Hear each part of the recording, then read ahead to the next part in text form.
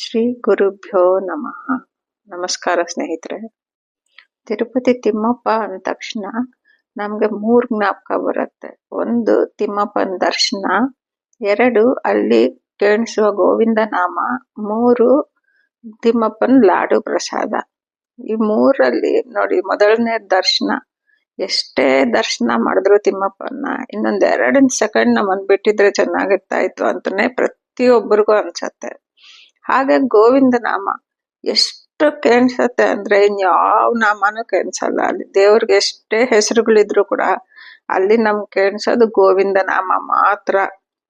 3ನೇದು ತಿರುಮಲ ಲಾಡು. ಅದು ಆ taste unique taste. ಎಲ್ಲಿ ಯಾವುದೇ ದೇವಸ್ಥಾನಗಳಲ್ಲಿ ಲಾಡು ಸಿಕ್ಕಿದ್ರು ಕೂಡ ನಮ್ಗೆ ಆ ಟೇಸ್ಟ್ ಬರೋದೇ ಇಲ್ಲ. ಅಂತ ಯುನೀಕ್ ಟೇಸ್ಟ್ ತಿರುಮಲ ಲಾಡುಗ್ ಮಾತ್ರ ಇರತ್ತೆ. ನಾವು ತಿಮ್ಮಪ್ಪನ ಬೆಟ್ಟ ಹತ್ತಕ್ ಶುರು ಮಾಡಿದ್ದಾಗಿಂದ ಕೂದಲು ತೆಗೆಯೋ ಕಡೆ ಆಗ್ಲಿ, ವರಾಹಸ್ವಾಮಿ ದೇವಸ್ಥಾನದಲ್ಲಾಗ್ಲಿ, ಪುಷ್ಕರ್ಣಿನಲ್ಲಾಗ್ಲಿ, ತಿಮ್ಮಪ್ಪನ ದರ್ಶನದ ಕ್ಯೂನಲ್ಲಾಗ್ಲಿ, ಮತ್ತೆ ಹೊರಗಡೆ ಬಂದು ತಿರುಮಲ ಪ್ರಸಾದ ತಗೊಂಬೋ ಟೈಮಲ್ಲಾಗ್ಲಿ, ಮತ್ತೆ ವಾಪಸ್ ಬೆಟ್ಟ ಇಳಿಯೋವಾಗ್ಲಿ ನಮ್ಗೆ ಕೇಳಿಸೋ ಒಂದೇ ಒಂದು ನಾಮ ಗೋವಿಂದ ನಾಮ. ಯಾಕೆ ತಿಮ್ಮಪ್ಪನ ಹತ್ರ ಈ ಗೋವಿಂದ ನಾಮ ಅಷ್ಟು ಫೇಮಸ್? ಎಲ್ಲಾರು ಗೋವಿಂದ ನಾಮ ಒಂದೇ ಯಾಕೆ ಹೇಳ್ತಾರೆ? ಇದಸಲು ಯಾವ ತರ ನಮ್ಮ ವಾಡಿಕೆಯಲ್ಲಿ ಗೋವಿಂದ ನಾಮ ಬಂದಿದೆ ತಿಮ್ಮಪ್ಪನ ಹತ್ರ ಅಂತ ಇವತ್ತು ನೋಡೋಣ.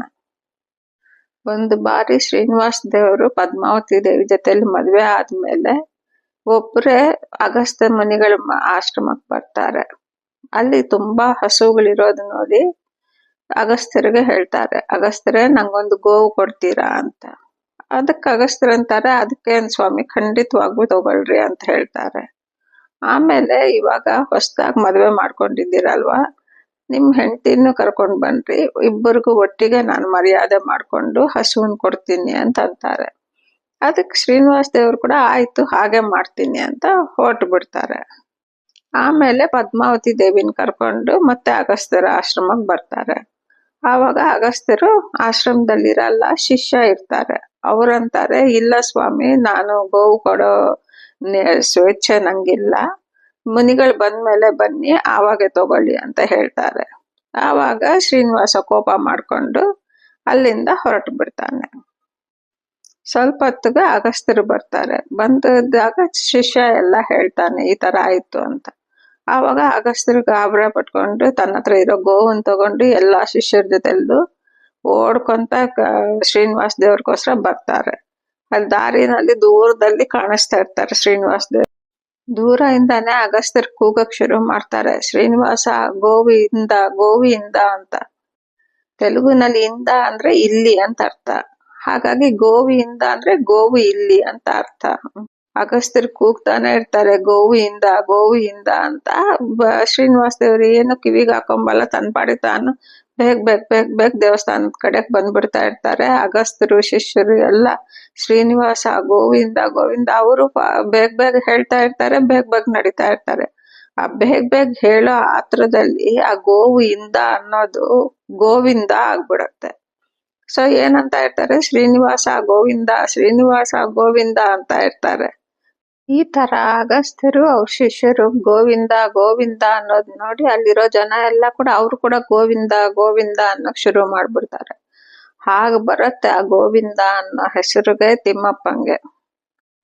ತಿಮ್ಮಪ್ಪ ಸಂತೋಷವಾಗಿ ತನ್ನ ಹೆಸರನ್ನ ಕೇಳಿಸ್ಕೊಂತ ಹೋಗಿ ವಿಗ್ರಹದಲ್ಲಿ ಸೇರ್ಕೊಂಡ್ಬಿಡ್ತಾರೆ.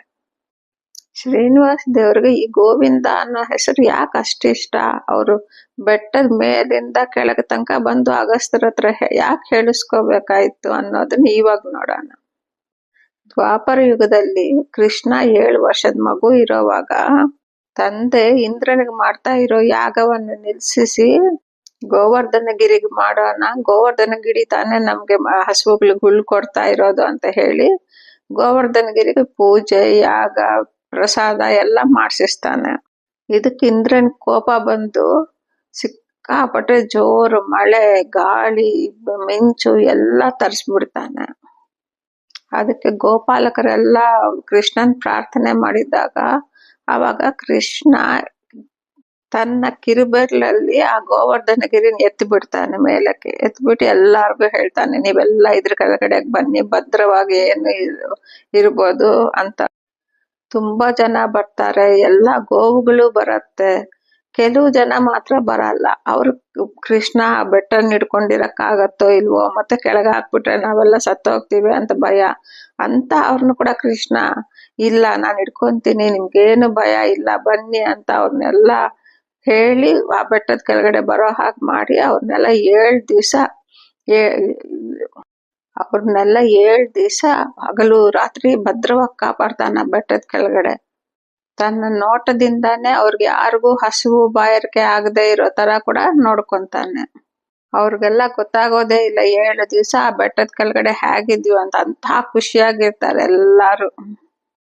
ಇದೆಲ್ಲ ಇಂದ್ರನಿಗೆ ಗೊತ್ತಾಗಿ ಅಲ್ಲಿರೋದು ಬಾಲಕ ಅಲ್ಲ, ಪರಮಾತ್ಮನೇ ಸಾಕ್ಷಾತ್ತಾಗಿ ಅಲ್ಲೇ ಇದ್ದಾನೆ ಅಂತ ಗೊತ್ತಾಗ್ಬಿಟ್ಟು ಬಂದು ಕೃಷ್ಣನ್ಗೆ ಕ್ಷಮಾಪಣೆ ಬೇಡ್ಕೊಂಡು ಸ್ವರ್ಗದಿಂದ ಐರಾವತದಿಂದ ಆಕಾಶಗಂಗೆ ಕಾಮಧೇನುವಿಂದ ಹಾಲು ತರಿಸಿ ಕೃಷ್ಣನ್ಗೆ ಗೋವಿಂದ ಅಂತ ಪಟ್ಟಾಭಿಷೇಕವನ್ನ ಮಾಡ್ತಾನೆ ಇಂದ್ರ. ಗೋವಿಂದ ಅಂದ್ರೆ ಗೋವುಗಳನ್ನು ರಕ್ಷಿಸಿದವನು ಅಂತ ಅರ್ಥ. ಹಾಗೆ ಗೋಪಾಲಕರನ್ನು ರಕ್ಷಿಸಿದವನು ಅಂತ ಕೂಡ ಬರುತ್ತೆ. ಆ ಹೆಸರು ಕೃಷ್ಣನ್ಗೆ ತುಂಬಾ ಇಷ್ಟ ಆಗೋಗತ್ತೆ. ಯಾಕಂದ್ರೆ ತಾನು 7 ದಿವಸ ಕಷ್ಟ ಪಟ್ಕೊಂಡು ಆ ಬೆಟ್ಟನ ಹಿಡಿದು ಇಟ್ಟು ಅವ್ರನ್ನೆಲ್ಲ ಕಾಪಾಡಿರ್ತಾನೆ. ದೇವ್ರಿಗೆ ಯಾವ್ದು ಕಷ್ಟ ಇಲ್ಲ, ಆದ್ರೂ 7 ದಿವಸ ಅವ್ರನ್ನೆಲ್ಲ ನೋಡ್ಕೊಂಡಿರ್ತಾನಲ್ವಾ, ಅದು ತುಂಬಾ ಖುಷಿ. ಅವರೆಲ್ಲ ತನ್ನ ಹತ್ರನೇ ಇದ್ದಾರೆ, ತಾನು ಅವ್ರ ಹತ್ರನೇ ಇದ್ದೀನಿ ಅನ್ನೋ ಖುಷಿ. ಅದಕ್ಕೆ ಆ ನಾಮ ಗೋವಿಂದನಿಗೆ ಕೃಷ್ಣನ್ಗೆ ತುಂಬಾ ಇಷ್ಟ.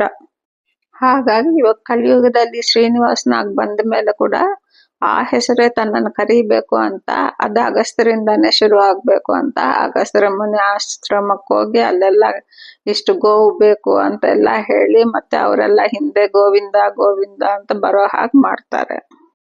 ನಾವು ಗೋವಿಂದ ಅಂತ ಕರೆದ ತಕ್ಷಣ ದೇವ್ರು ಬೆಚ್ಚಿ ಬೀಳ್ತಾರಂತೆ. ಅಯ್ಯೋ ನನ್ನ ಹತ್ತಿರದವ್ರು ಯಾರೋ ಕರೀತಾ ಇದ್ದಾರೆ, ನನ್ ಗೋಪಾಲಕರು ಯಾರೋ ಕರೀತಾ ಇದ್ದಾರೆ ಅಂತ ಬೆಚ್ಚಿ ಬಿದ್ದು ನಮ್ಮ ಹತ್ರಕ್ ಬಂದು ಅದೇನ್ ಕಷ್ಟ ಇದೆಯೋ ತೀರ್ಸಿ ಆಮೇಲೆ ಹೊರಡ್ತಾರಂತೆ. ನಾವು ತಿರುಪತಿಗೆ ಹೋಗ್ಲೇಬೇಕು ಅನ್ನೋದಿಲ್ಲ, ನಾವಿದ್ದ ಜಾಗದಲ್ಲೇ ದೇವ್ರನ್ನ ಕರೆದ್ರು ಕೂಡ ಬರ್ತಾರೆ, ಬಂದು ನಮ್ ಕಷ್ಟ ಪರಿಹಾರ ಮಾಡ್ತಾರೆ. ನಾವು ಗೋವಿಂದ ಅಂದಿದ್ದು ಪ್ರತಿ ಸತಿನೂ ತಿಮ್ಮಪ್ಪನ ರಕ್ಷಣಾ ಕವಚ ನಮ್ ಸುತ್ತೂರ ಬಂದು ನಮ್ಮನ್ನ ಕಾಪಾಡುತ್ತೆ. ಹೇಳೋದು ಕೂಡ ತುಂಬಾ ಸುಲಭ ಸ್ನೇಹಿತರೆ. ಗೋವಿಂದ ಅಂತ ಹೇಳೋದು ಎಷ್ಟು ಸುಲಭ. ಇವತ್ತಿಂದ ನಾವು ಸಾಧ್ಯವಾಗಿದ್ದಷ್ಟು ಗೋವಿಂದ ಗೋವಿಂದ ಅಂತ ಇರೋಣ. ತಿಮ್ಮಪ್ಪನ ಕೃಪೆಗೆ ಪಾತ್ರರಾಗೋಣ. ಈ ವಿಡಿಯೋ ಇಷ್ಟ ಆಗಿದ್ದಲ್ಲಿ ದಯವಿಟ್ಟು ಲೈಕ್ ಮಾಡಿ ಮತ್ತು ಸಬ್ಸ್ಕ್ರೈಬ್ ಮಾಡಿ ಸ್ನೇಹಿತರೆ. ಧನ್ಯವಾದಗಳು.